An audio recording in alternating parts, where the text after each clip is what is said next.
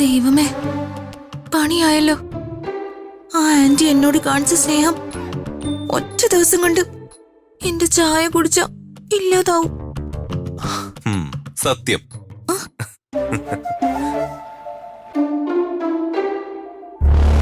ഞാൻ എന്ത് ചെയ്യും രാജു?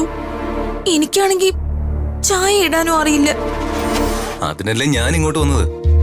രാജുന് ചായ ഉണ്ടാക്കാൻ അറിയോ? ചായ ഉണ്ടാക്കാൻ മാത്രമല്ല, അത്യാവശ്യം ഒരു വീട്ടിൽ വേണ്ട കാര്യങ്ങളും ആഹാരം ഉണ്ടാക്കാനും ഒക്കെ എനിക്കറിയാം. ആ മാഡം ഇങ്ങോട്ട് മാറിക്കേ, ഞാൻ ചായ ഉണ്ടാക്കാം. ആ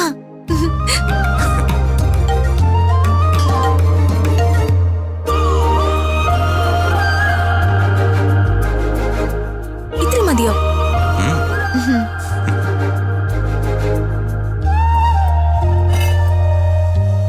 രാജു, ഷുഗർ.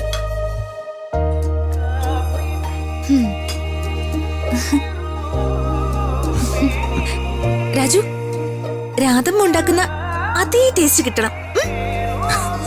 ഏറ്റു മാഡം, അമ്മയുടെ കൈപ്പുണ്യാണ് എനിക്ക് കിട്ടിയിരിക്കുന്നതെന്നാ അച്ഛൻ പറയാറുള്ളത്. ഭക്ഷണം ഉണ്ടാക്കുന്ന കാര്യത്തിലേ അച്ഛനും പറയില്ലല്ലോ കേട്ടോ.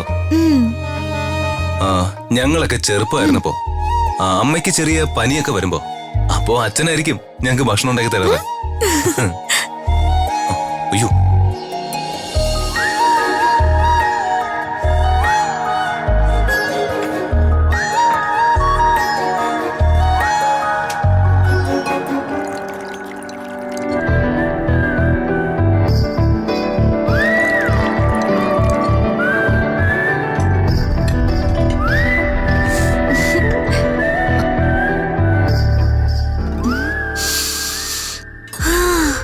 ഉഗ്രമാണ്.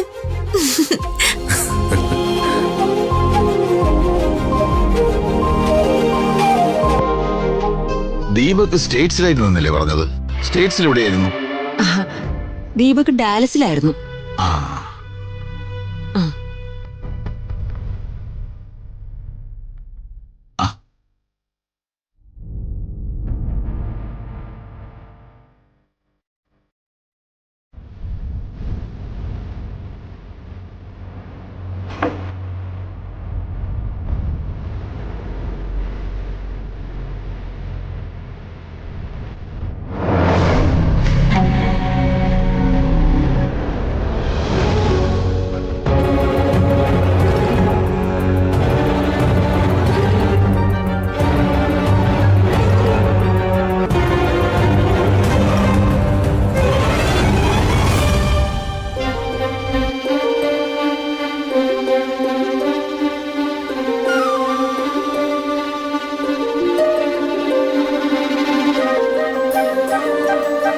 മോളെ, ചായ നന്നായിട്ടുണ്ട് കേട്ടോ.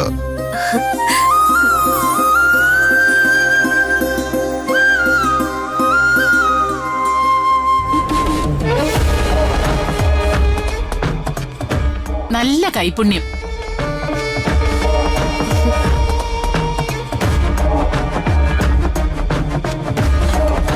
അപ്പോൾ ഋതിക മോളുടെ പിറന്നാൾ ദിവസം നമ്മൾ ഫംഗ്ഷൻ അറേഞ്ച് ചെയ്യുന്നു. എന്തു പറയുന്നു പ്രതാപ? ശരി വരുമോ? ഫംഗ്ഷൻ നമുക്ക് ചെറിയൊരു ആഘോഷമാക്കിയേക്കാം. തീർച്ചയായും.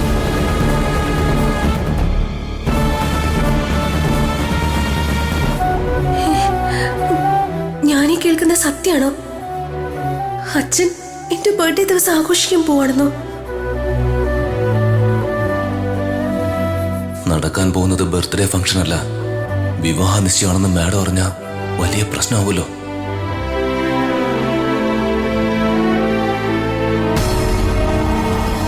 പ്രതാപ, എങ്കിൽ ഞങ്ങൾ ഇറങ്ങട്ടെ. ഓ ശരി, 1-2 ബന്ധുക്കളുടെ വീട്ടിലേക്ക് കയറണം. എന്നാ പിന്നെ അങ്ങനെ ആയിക്കോട്ടെ. ശരി മോളെ, ഞങ്ങൾ ഇറങ്ങുവാണേ. ആ ശരി. അപ്പൊ ഇനി കാര്യങ്ങളൊക്കെ വളരെ സ്പീഡിൽ നടക്കണം. ആയിക്കോട്ടെ. ഓക്കെ. വന്നേ ചെറിയമ്മേ, എങ്ങോട്ടാ? ആ പറയാം. എന്തൊക്കെ ചെറിയമ്മ ഇവിടെ നടക്കുന്നത്? ഞാൻ ശരിക്കും ഞെട്ടിപ്പോയി. എന്റെ ബർത്ത്ഡേ അച്ഛൻ ആഘോഷിക്കാന്ന് പറഞ്ഞപ്പോ എനിക്കെന്റെ സന്തോഷം കൺട്രോൾ ചെയ്യാൻ പറ്റുന്നില്ല. ശരിക്കും ആ അങ്കിളിനും ആന്റിക്കും വേണം നന്ദി പറയാൻ. ഇവരെന്താ നമ്മുടെ വീട്ടിലേക്ക് കുറച്ചുകൂടി നേരത്തെ വരാത്തത്? അവരെ രണ്ടുപേരെയും മോൾക്ക് ഇഷ്ടായോ? ഒരുപാട് ഇഷ്ടായി. അവര് വന്നതിൽ പിന്നെയാ അച്ഛന് ഈ മാറ്റങ്ങളൊക്കെ വന്നത്. അച്ഛൻ എന്നോട് സ്നേഹം തോന്നി തുടങ്ങി എന്നെനിക്ക് തോന്നുന്നു. ചെറിയമ്മയ്ക്ക് എന്തോ ഒരു സന്തോഷമില്ലാത്ത? ആര് പറഞ്ഞു ചെറിയമ്മയ്ക്ക് സന്തോഷമില്ലാന്ന്? മോളുടെ സന്തോഷം കാണുന്നതാ ചെറിയമ്മയുടെ സന്തോഷം.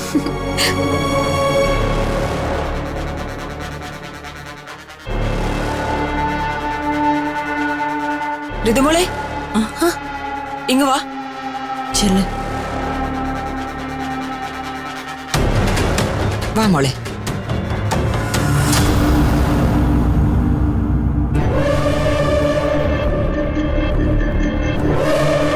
ദീപകെ, ഈ പണം നമ്മുടെ സർവൻസിന് കൊടുത്തേക്ക്. ശരി അമ്മേ.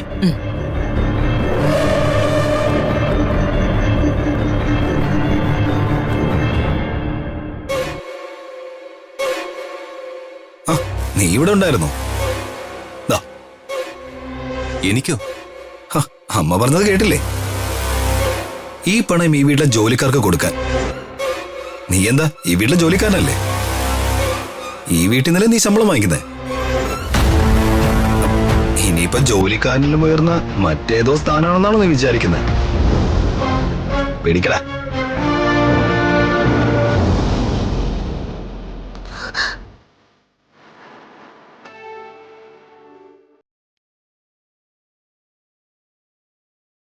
ഇപ്പൊ നിനക്ക് മനസ്സിലായല്ലോ.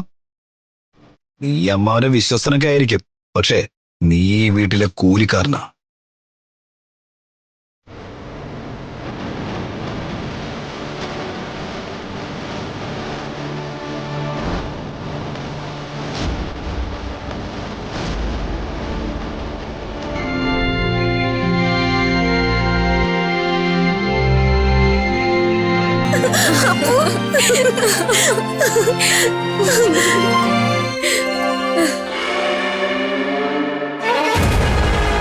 എന്റെ ബർത്ത്ഡേ പാർട്ടി നടത്താൻ അച്ഛൻ സമ്മതിക്കുന്നു. അതിനായി ഷോപ്പിംഗ് നടത്താൻ സമ്മതിക്കുന്നു. ഞാൻ ശരിക്കും വണ്ടറായിരിക്കും അപ്പു. അപ്പോ നിന്നെ യാമിനി അമ്മയെ വിളിക്കുന്നു. അമ്മ എന്നെ വിളിക്കുന്നോ? അതോ ഇനി ചേട്ടൻ നുണ പറയുവാണോ? ഞാനെന്തിനാ നിന്നോട് നുണ പറയുന്നേ? സംശയമാണെ നീ പോയി ചോദിക്കും.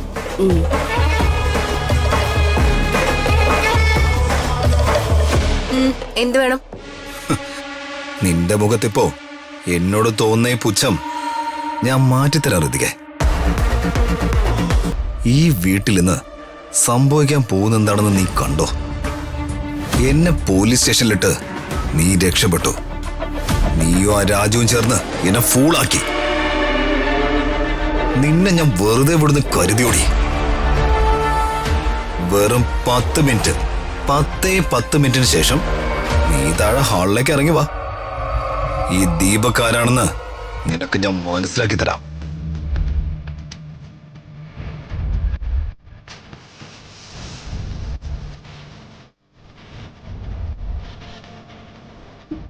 ദൈവമേ, ഇനി എന്ത് പുകയില അവൻ ഉണ്ടാക്കാൻ പോകുന്ന?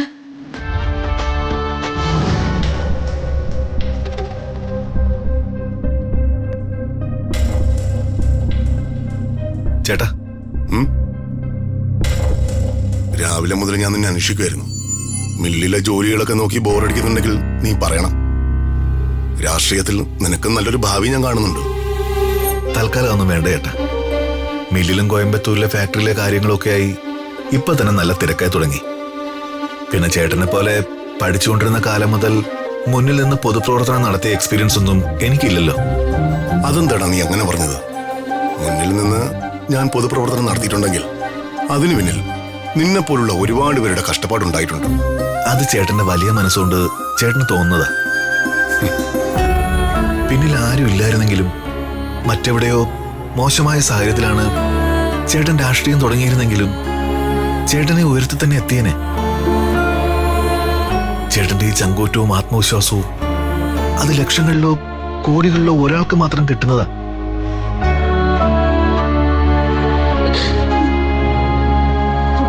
എന്താ ദീപക്, ആരായി സ്ത്രീ? എന്തിനാ ഇവര് കരയുന്നത്? അമ്മാവ, ഇവരുടെ മകൻ കുറെ വർഷങ്ങളായിട്ട് അസുഖം വന്ന് കിടപ്പിലാണ്. ഇവർക്ക് പറ്റാവുന്ന രീതിയിലൊക്കെ ഇവരവനെ ചികിത്സിച്ചു. ഇപ്പോ ആ പയ്യന്റെ കണ്ടീഷൻ അല്പം ക്രിട്ടിക്കലാണ്. നമ്മുടെ വീടിന്റെ മുന്നിൽ നിന്ന് സഹായം ചോദിക്കുകയായിരുന്നു. ഞാനാണ് ഇവരെ അകത്തേക്ക് കൂട്ടിക്കൊണ്ടുവന്നത്. അമ്മയുടെ മകൻ ഏത് ആശുപത്രിയിലാ? സിറ്റി ആശുപത്രിയിലാ സാറേ. എന്റെ മകന്റെ ജീവൻ ഇപ്പോ സാറിന്റെ കയ്യില. ഓപ്പറേഷൻ ഉടനെ ചെയ്തില്ലെങ്കിൽ എന്റെ മകൻ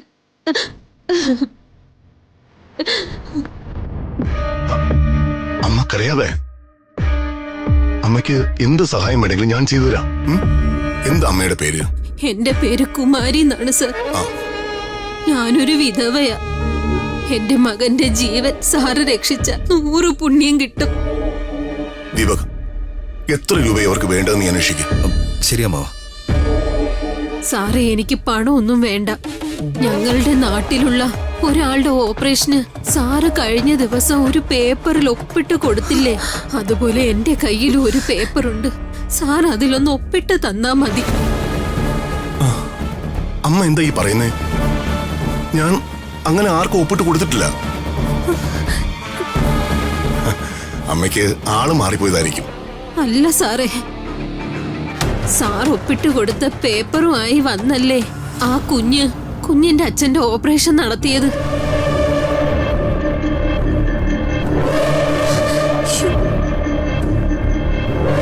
ആ കുഞ്ഞ് എല്ലാരോടും പറയുകയും ചെയ്തു, വർമ്മ സാറാ എന്റെ അച്ഛന്റെ ജീവൻ രക്ഷിച്ചെന്ന്.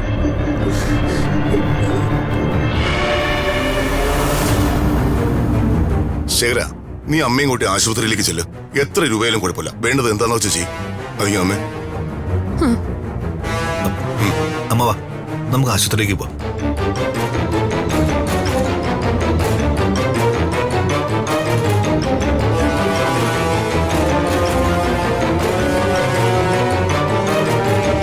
ഇവരെന്നെ മനഃപൂർവ്വം കൊടുക്കാൻ നോക്ക്.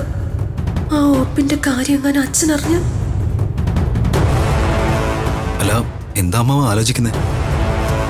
ആ സ്ത്രീ അത്രയ്ക്ക് തറപ്പിച്ച് പറയണമെന്നുണ്ടെങ്കിൽ ഞാൻ ഏതെങ്കിലും റിലീഫ് ഫണ്ട് ഒപ്പിട്ട് നൽകിയതാവണം. പക്ഷെ ഞാൻ എത്ര ആലോചിച്ചിട്ടും അങ്ങനെ ഒരു ധനസഹായത്തിന്റെ അപേക്ഷ ഒപ്പിട്ടതായി എനിക്ക് ഓർമ്മ കിട്ടുന്നില്ല. അമ്മാവൻ നന്നായിട്ടൊന്ന് ആലോചിച്ച് നോക്കിയേ. എത്ര നന്മകൾ ചെയ്യുന്ന ആളാണ് അമ്മാവൻ. ചിലപ്പോ അമ്മാവൻ മറന്നുപോയതായിരിക്കും. ഇല്ല, ചികിത്സാ സഹായ പദ്ധതിയിൽ ഞാനും ഭാഗമാണെങ്കിലും ഇടയ്ക്ക് ഒരുമിച്ചാണ് അപേക്ഷകൾ വരാറ്. ഏറ്റവും അവസാനം വന്ന അപേക്ഷകൾ ഞാൻ സൈൻ ചെയ്തിട്ട് ഏകദേശം 3 മാസത്തോളം ആകും. എമർജൻസി ആയിട്ട് വരുന്ന അപേക്ഷകൾ ഞാൻ പ്രത്യേകം നോട്ട് ചെയ്ത് വെക്കാറുണ്ട്. അമ്മാവൻ പറഞ്ഞു വരുന്നത് അമ്മാവന്റെ ഒപ്പാരോ കള്ളവെപ്പെട്ടെന്നാണോ? അത് ഫോർജറി അല്ലേ? ഏയ്, ആശുപത്രിയുടെ ചികിത്സയ്ക്ക് വേണ്ടി ആരെങ്കിലും ഫോർജറി ചെയ്യോ? എന്തായാലും നീ ഹോസ്പിറ്റലിൽ വിളിച്ചൊന്ന് അന്വേഷിക്കുക. എന്താണ് നടന്നതെന്ന് അറിഞ്ഞിരിക്കാമല്ലോ. ഫോർജറി ആകാനൊന്നും സാധ്യതയില്ല. ആ അമ്മയ്ക്ക് ആള് മാറിയതാവും. ശരി അമ്മാവ, എന്തായാലും ഞാൻ ഹോസ്പിറ്റലിൽ ഒന്ന് വിളിച്ച് അന്വേഷിക്കാം.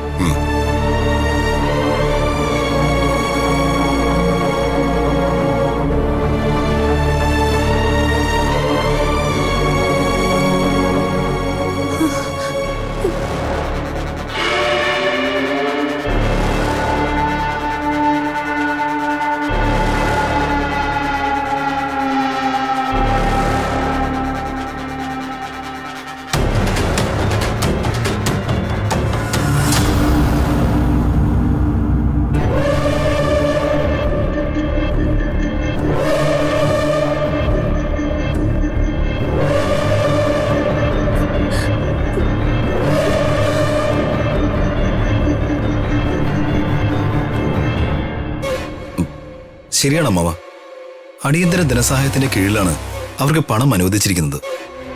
അപേക്ഷയിലുള്ളത് അമ്മാവന്റെ ഒപ്പ് തന്നെയാ. ഒപ്പിട്ടിരിക്കുന്നത് കഴിഞ്ഞ ആഴ്ചയിലെ ഡേറ്റിലാ. അല്ല, അങ്ങനെ ഒരു അപേക്ഷ ഞാൻ ഒപ്പിട്ടിട്ടില്ലല്ലോ. എന്താണ് ഇവിടെ നടക്കുന്നത്? എന്റെ ഒപ്പിട്ട് ഒരു അപേക്ഷ സാങ്ഷൻ ആയിരിക്കുന്നു, അതും ധനസഹായത്തിന്റെ അപേക്ഷ. എന്റെ കൈപ്പെടാൻ ആർക്കാ ധൈര്യം വന്നത്? ധനസഹായം ലഭിച്ചവരെ എനിക്ക് കാണണം ഇപ്പോ, ഈ നിമിഷം. അവർക്ക് എങ്ങനെയാണ്, എവിടെ നിന്നാണ് എന്റെ ഒപ്പ് കിട്ടിയെന്ന് എനിക്കറിയണം. എനിക്കൊരല്പസമയം താ അമ്മാവ, ഞാൻ അവരെ ഇവിടെ എത്തിക്കാം. പോയി കൂട്ടിക്കൊണ്ടോ.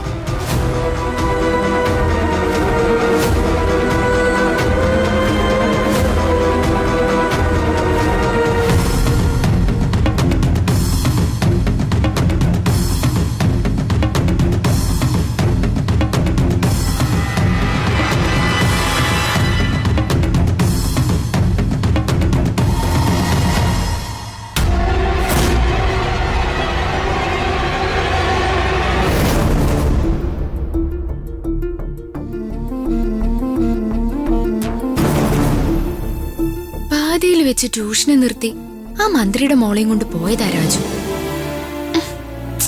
എന്താ ഇതുവരെ രാജു വരാത്തെ?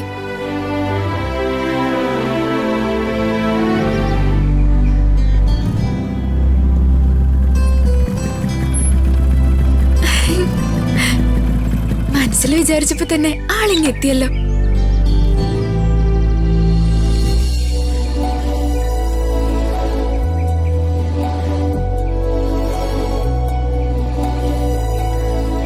എന്താ രമ്യേ? അമ്മേ, അമ്മേ,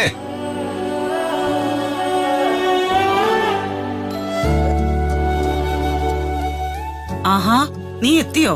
നിനക്ക് ചായ എടുക്കട്ടെ? ആ വേണ്ടമ്മേ. രതിക മാഡത്തിന്റെ ട്യൂഷൻ പാതി വഴിയിൽ നിർത്തിയിട്ട് മാഡത്തിനെ വീട്ടിൽ കൊണ്ട് വിട്ടല്ലേ. കുറച്ചു കഴിഞ്ഞ് മാഡത്തിന് ഇങ്ങോട്ട് കൂട്ടിക്കൊണ്ടു വന്നിട്ട് ട്യൂഷൻ കണ്ടിന്യൂ ചെയ്യണം. നല്ല ചൂടുണ്ട്. അമ്മ കുറച്ച് സംഭാരം എടുക്ക.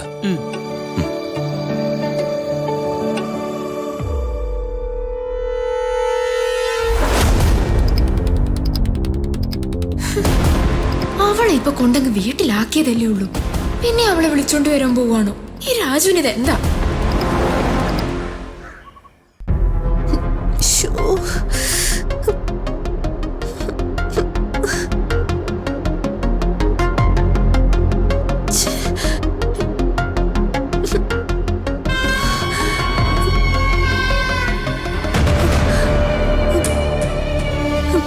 ദീപക് ധന്യെ വിളിച്ചോണ്ട് വന്ന ഞാൻ അച്ഛന്റെ ഒപ്പ് ആ കുട്ടിക്ക് ഇട്ടുകൊടുത്തു അച്ഛൻ അറിഞ്ഞ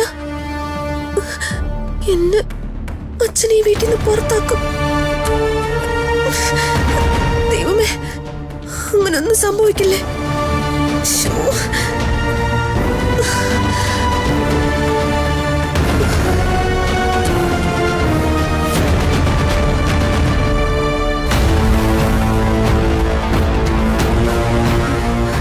രാജുനെ ഫോൺ ചെയ്യാം.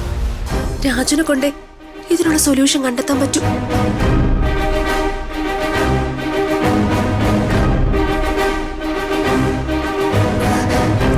വേഗം ഫോൺ എടുക്ക്.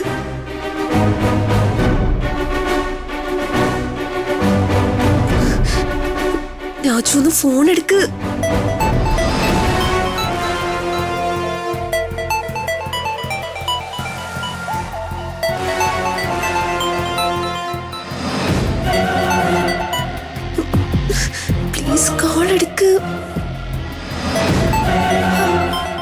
ഇവക്ക് വേറെ പണിയൊന്നുമില്ലേ? ട്യൂഷൻ കഴിഞ്ഞങ്ങ് പോയതല്ലേ ഉള്ളൂ.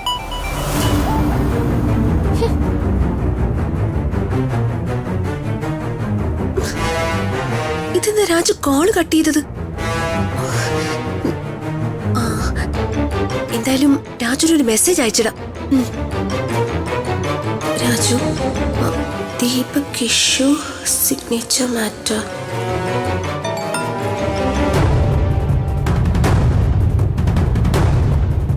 ഓ, ഇപ്പൊ മെസ്സേജോ?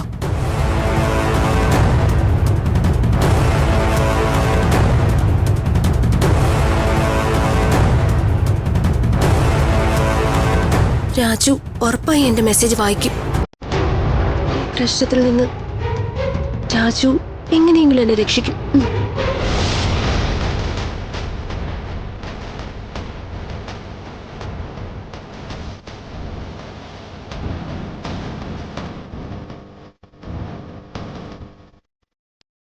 ആർക്കാ എന്റെ ഒപ്പിടാൻ ധൈര്യം വന്നത്? ഒരു മന്ത്രിയുടെ ഒപ്പ് ദുരുപയോഗം ചെയ്യുന്നത് എത്ര വലിയ കുറ്റമാണെന്ന് അറിയാമോ? പ്രതാപ, നീ സമാധാനപ്പെട്. ദീപക് സത്യം കണ്ടുപിടിക്കും. അവനിങ്ങ് വന്നോട്ടെ.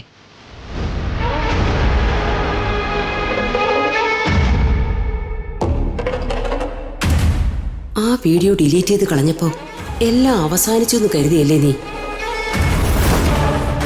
ഈ വീട്ടിൽ നിന്ന് പുറത്താകേണ്ട അവസ്ഥ നിനക്കുണ്ടാകും. അങ്ങനെ എന്റെ മകന്റെ മുന്നിൽ അവന് താലി ചാർത്താനായി നിനക്ക് കഴുത്തു നീട്ടേണ്ടി വരും.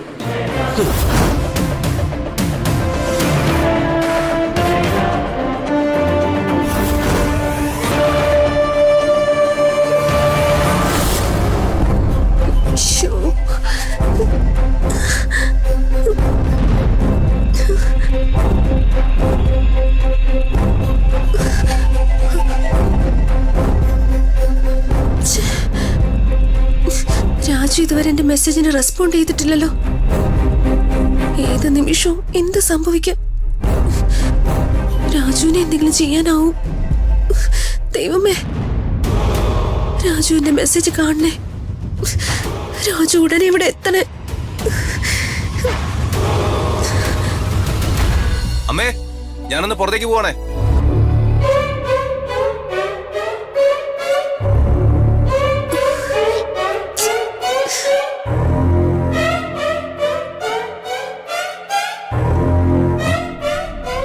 ഋതിക മാഡത്തിന്റെ മിസ്ഡ് കോൾ ഉണ്ടല്ലോ. മാഡം എന്തിനായിരിക്കും എന്നെ വിളിച്ചത്? തിരിച്ചു വിളിക്കാം.